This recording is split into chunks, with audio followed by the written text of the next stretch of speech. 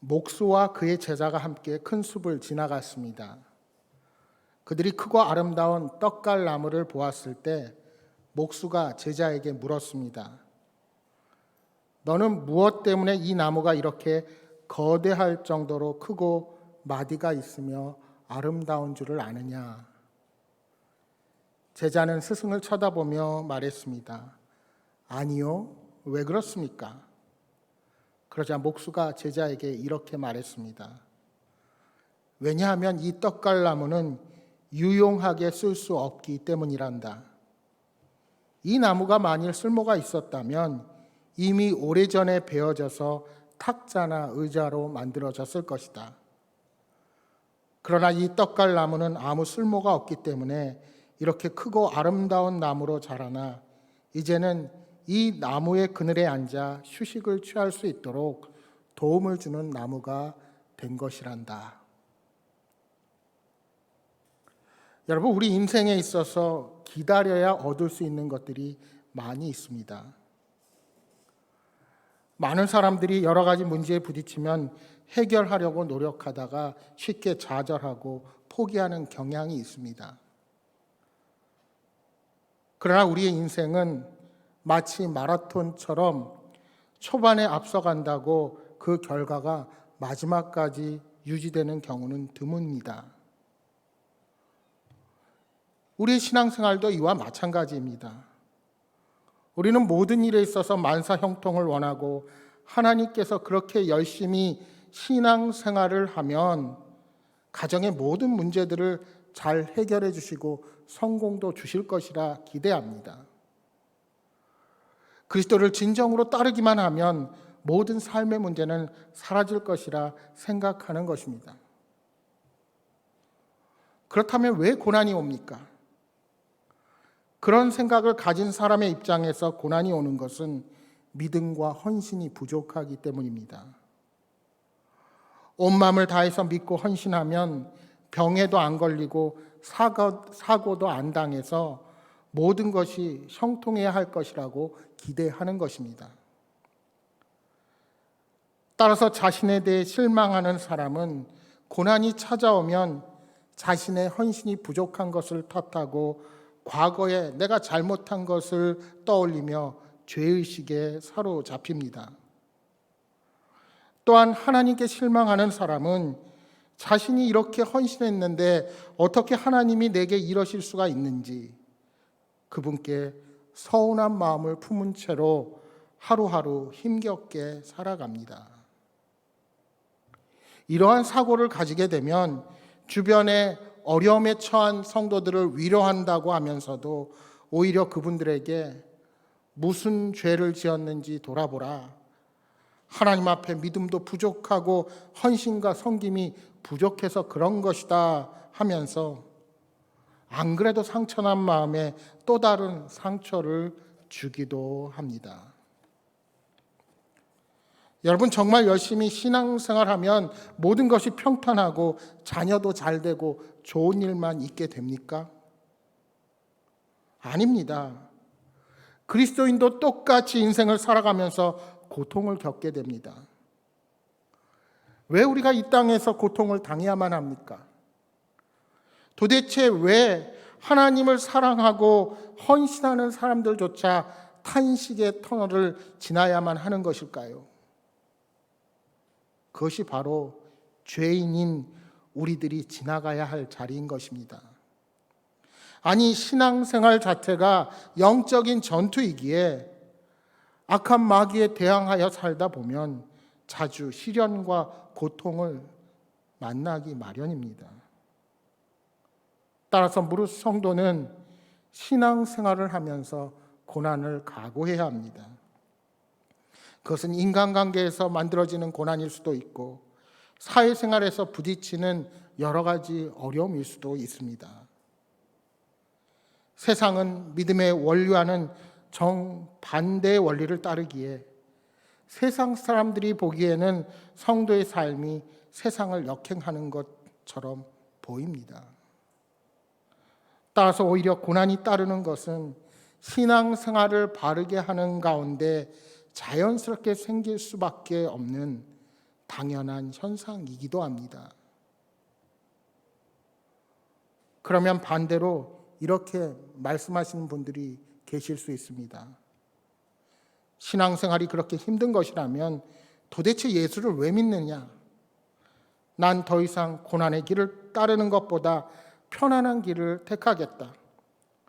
뭐하러 욕먹어 가면서까지 그렇게 살아야 하는 것인가 하고 말하는 것입니다. 그런데 여러분, 오늘 본문의 말씀에서는 왜 우리가 그러한 고난을 마다하지 않고 주님께서 원하시는 길을 가야 하는가를 이렇게 말씀하고 있습니다. 생각하건대 현재의 고난은 장차 우리에게 나타날 영광과 비교할 수 없도다. 현재 우리가 이 땅에서 당하는 고난은 앞으로 나타날 하나님의 영광과 비교하는 것 자체가 어리석은 일이며 감히 비교가 되지 않음을 말씀하는 것입니다. 그런데 이 말씀을 17절의 말씀과 연결을 시켜보면 더욱 명확히 그 말씀의 의도가 드러납니다. 여러분, 우리 17절 말씀을 한번 함께 읽어보겠습니다. 17절입니다. 자녀이면 또한 상속자 곧 하나님의 상속자요 그리스도와 함께한 상속자니 우리가 그와 함께 영광을 받기 위하여 고난도 함께 받아야 할 것이니라. 아멘. 여기 그리스도인의 정체성을 무엇라고 말씀합니까? 오늘 저와 여러분은 하나님의 자녀요 상속자의 특권을 가진 자들입니다. 이것은 우리의 영적인 미래가 보장되었다는 의미입니다. 여러분, 상속자는 부모가 가진 재산의 권리를 행사할 수 있는 사람이 상속자입니다. 그러니까 하나님의 자녀인 저와 여러분은 하나님 나라의 놀라운 영광과 기업을 우리에게 이미 주시겠다고 하나님께서 약속한 자들입니다. 따라서 우리의 고난은 상속자로서의 훈련이요 교육이라 할 수 있습니다. 여러분, 일개 기업을 물려받은 자녀들도 아무런 훈련 없이 그 기업을 물려받지 않습니다. 노력 없이 그 자리에 앉으면 분명 문제가 생기고 상속자로서 그 모든 것을 지켜내지 못합니다. 우리가 어떠한 직위와 일을 감당할 때도 그에 합당한 능력과 자격을 갖추기 위한 노력이 많이 필요합니다. 오늘 우리들도 마찬가지입니다. 우리가 주님의 십자가 구원으로 영원한 생명을 선물받게 되었지만 장차 그 구원을 완성하기까지 이 땅을 살아가면서 우리에게 주어진 사명의 길은 결코 그렇게 만만하지 않습니다. 우리는 그 길에서 고난을 마주 대해야 하고 고통의 터널을 통과해야 하는 것입니다. 하지만 우리 아버지 되시는 하나님은 결코 그 고난의 길에서 당신의 자녀를 홀로 두지 않으시는 분이십니다. 오히려 그 고난의 자리에서 우리와 함께 하시며 우리를 그리스도 예수님을 닮은 자녀로 아름답게 빚어 가십니다. 그런데 오늘 본문이 말씀하는 놀라운 사실은 이 하나님의 영광의 구원을 피조물, 즉 세상 만물이 고대한다는 사실입니다. 바울은 영적인 통찰력을 가지고 피조 세계와 우리가 함께 탄식하며 고통스러워한다는 사실을 깨닫게 된 것입니다. 하나님의 자녀이지만 아직 이 땅에 머물러 있는 우리가 아직 완성되지 않은 구원을 기다리며 고난을 겪는 것처럼 모든 피조물들도 그런 고난 가운데 있다는 것입니다. 여러분, 사실 자연이 아름답다는 말도 피상적인 관찰에 불과합니다. 우리가 그렇게 아름답게 바라보는 산과 들, 꽃 한 송이도 끊임없이 죽고 썩어버리는 상태를 반복하면서 고통 가운데 있습니다. 공중을 나는 새의 지저귀는 소리, 꽃 앞에 보이는 꿀벌과 잠자리도 우리가 피상적으로 보는 아름다움과 평안함에만 머물러 있지 않다는 것입니다. 벌써 30년 가까이 지난 이야기입니다만 제가 청년 대학부 시절에 여름 수련회로 경기도 마석에 있는 제 모교의 수양관에 갔습니다. 그곳은 커다란 전나무 숲을 이루고 있는 매우 아름다운 곳입니다. 그 마석은 지금도 그래서 전나무 보호 지역입니다.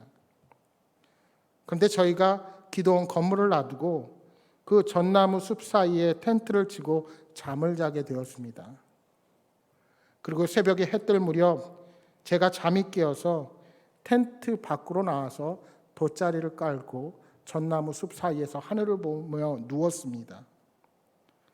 자연 속에서 새벽이 오는 모습 그리고 그 소리를 듣고 싶어서였습니다. 그때 뜨는 해와 함께 갑자기 여기저기서 새가 잠에서 깨어나면서 날기 시작했는데 누워서 그 모습을 보니 마치 새가 비행하는 것 같았습니다. 서로 다른 오름에 못 보던 많은 종류의 새들이 깨어나며 먹이를 찾으며 날기 시작한 것입니다. 처음에는 전나무 숲 사이에 하늘과 함께 보이는 새들이 아주 멋있게 보였습니다. 그런데 조금 시간이 지나고 나서 보니 제가 엉뚱한 생각을 하고 있었습니다. 내 위로 그 전나무 숲 사이를 나는 여러 새들을 보면서 많은 전투기들이 하늘을 나는 상상을 하게 되었습니다. 그리고는 이런 생각이 들었습니다. 저 예쁜 새들이 아침에 눈을 떠서 자신과 새끼들의 먹이를 사냥하는 전쟁이 시작되었구나 하고 말입니다. 여러분, 우리는 그저 아름답게 바라보는 새들, 그들도 자신들이 살기 위한 몸부림이 있는 것입니다. 아름다운 나무의 잎을 보십시오. 그 푸르름 속에 벌레가 끼어 잎이 구멍이 뚫리고 아름다운 꽃들도 계속 살기를 원하지만 시간이 지나면 시들고 죽고 맙니다. 그 아름다움 속에는 이러한 아픔과 파괴가 있습니다. 숲을 나는 아름다운 새와 동물들도 언제 독수리와 매의 밥이 될지 모릅니다. 봄에 땅을 뚫고 나온 개구리도 언제 뱀의 먹이가 될지 모릅니다. 아름다운 자연의 이면에는 우리가 보지 못하는 생존을 위한 처절한 싸움과 전쟁이 있는 것입니다. 그것이 바로 아름다운 저 자연의 이면에서 들리는 신음소리입니다. 이 피조물들이 회복을 기다리는 것입니다. 그런데 이러한 피조물들이 인간의 범죄와 타락으로 인해 얼마나 더 많이 오염되고 부패의 고통을 당하는지 모릅니다. 인간의 무분별한 자원의 사용으로 인한 지구온난화가 오늘 우리나라의 경우 장마의 형태를 변화시키고 얼마나 오랜 시간 동안 국지성 소나기가 와서 피해를 주고 있습니까? 더구나 지금 계속되는 집중호우 가운데 일어나는 산사태의 많은 원인은 단순히 비가 많이 와서만 그런 것도 아닙니다. 골프장과 펜션 그리고 도로의 무분별한 개발이 더 큰 산사태의 원인으로 주목되고 있습니다. 왜 그렇게 피조세계가 탄식하며 고통 가운데 있게 되었습니까? 여러분, 창세기 말씀해 보시면 하나님은 이 세상을 매우 아름답게 지으셨습니다. 하나님께서 창조하신 처음 세상은 고통과는 거리가 멀었습니다. 하나님께서 직접 창조하신 이 자연계가 얼마나 아름다운지 보시기에 좋았더라 말씀하시며 감탄을 거듭하셨습니다. 그리고 놀랍게도 이 피조세계를 사람에게 전부 맡기셨습니다. 그러나 그 후 인간은 진리를 거짓으로 바꾸었고 하나님께서 주신 명령을 순종하지 않아 스스로 죄의 노예가 되었습니다. 창세기 3장 17절 18절에 말씀합니다. 아담에게 이르되 내가 내 아내의 말을 듣고 내가 내게 먹지 말라 한 나무의 열매를 먹었은즉 땅은 너로 말미암아 저주를 받고 너는 내 평생에 수고하여야 그 소산을 먹으리라. 땅이 내게 가시덤불과 엉겅퀴를 낼 것이라. 아담이 범죄함으로 땅이 저주를 받아 가시덤불과 엉겅퀴를 내게 되었습니다.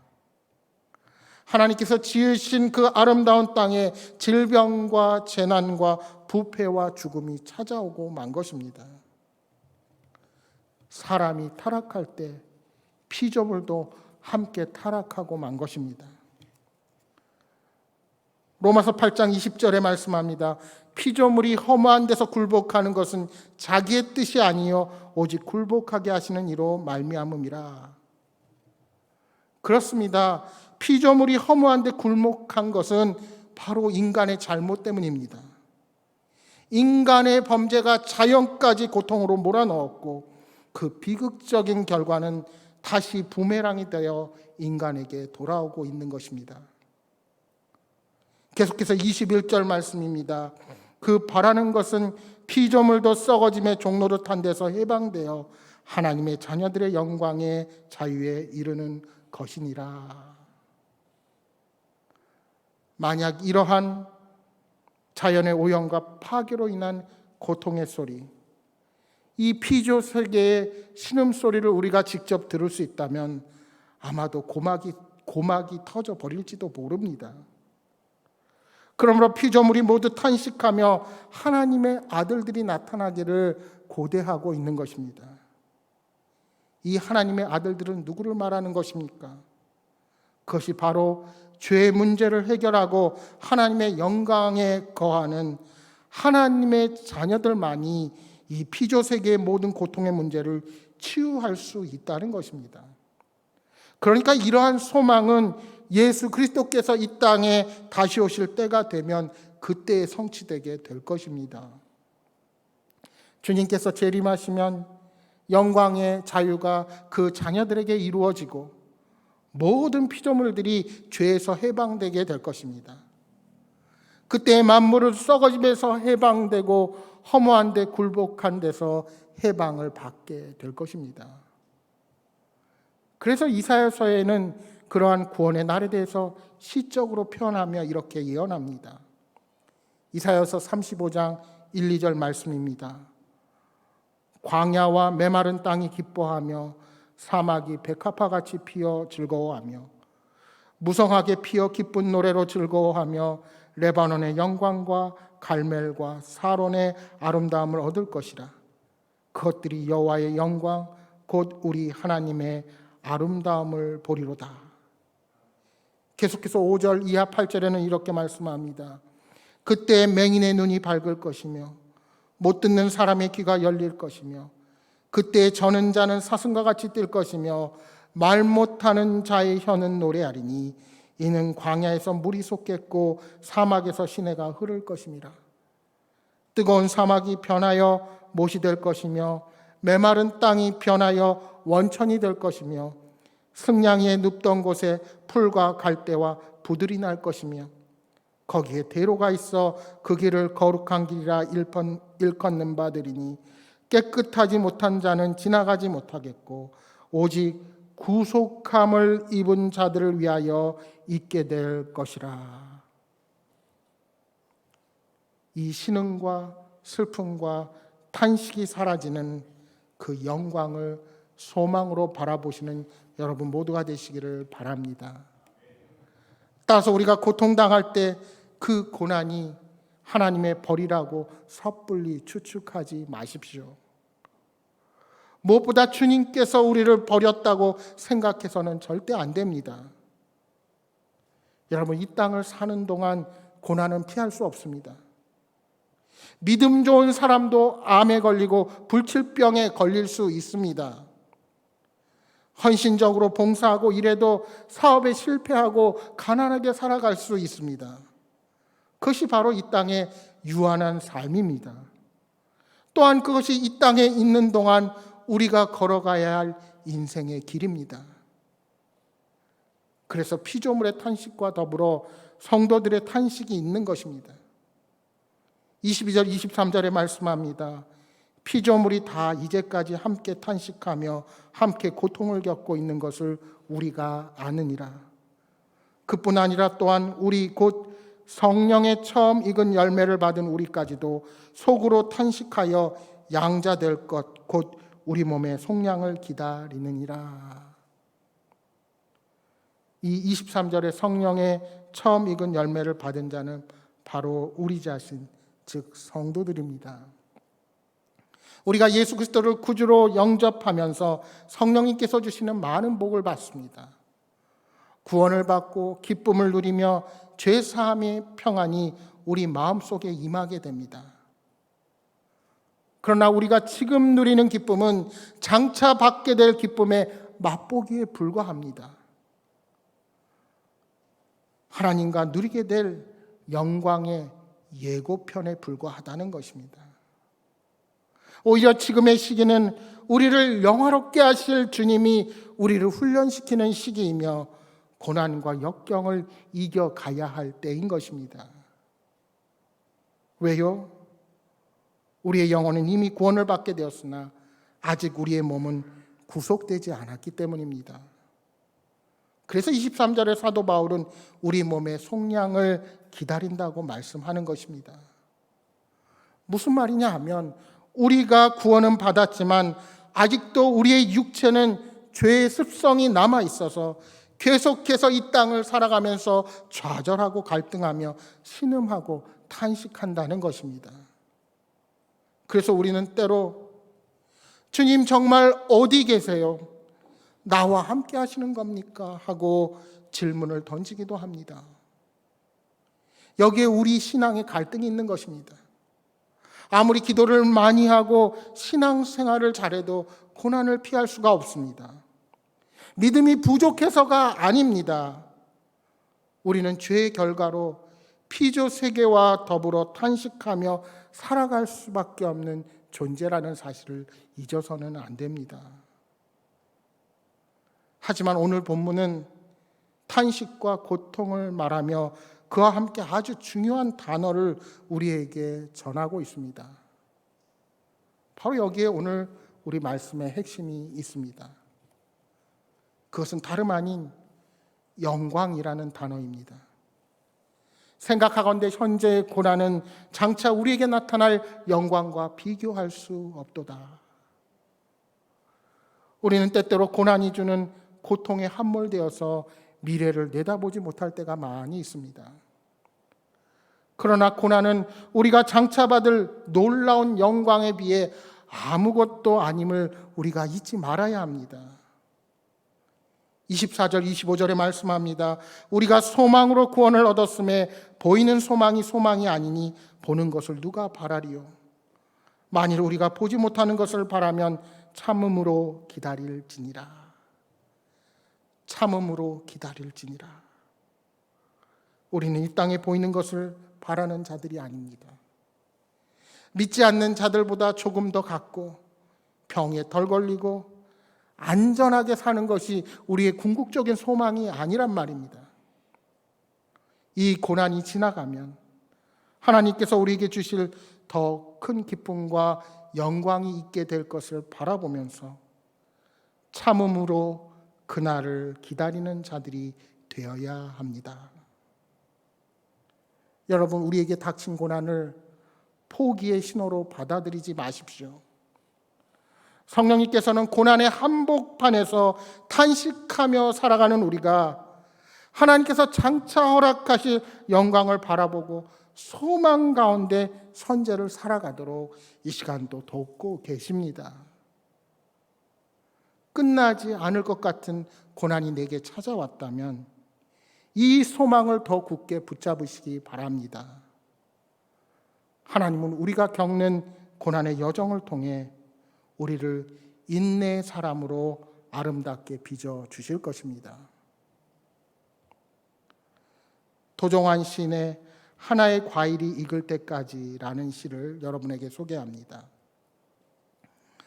하나의 과일이 익을 때까지 우리는 오랜 날 당신을 기다립니다. 빗줄기가 우리의 온몸을 흔드는 밤이면 우리는 그 빗발이 닿을 때까지 당신을 생각하며 비를 맞습니다.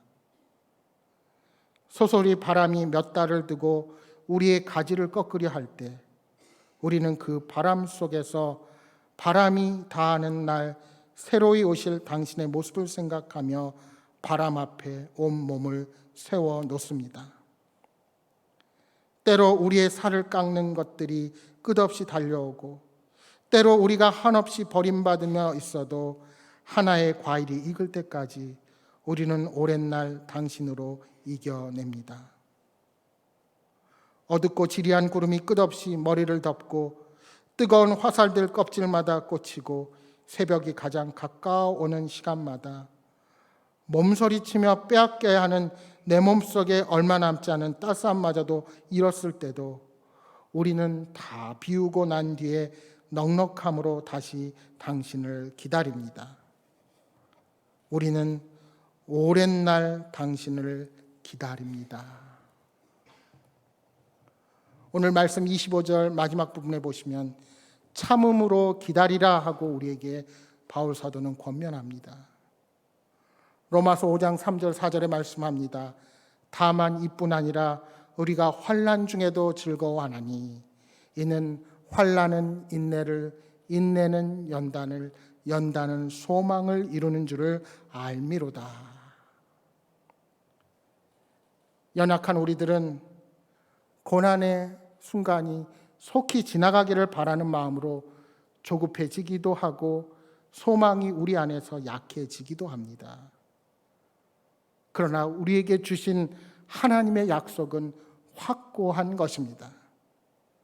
우리는 이 고난을 인내하면서 더욱 그리스도의 형상을 아름답게 닮아가게 될 것입니다.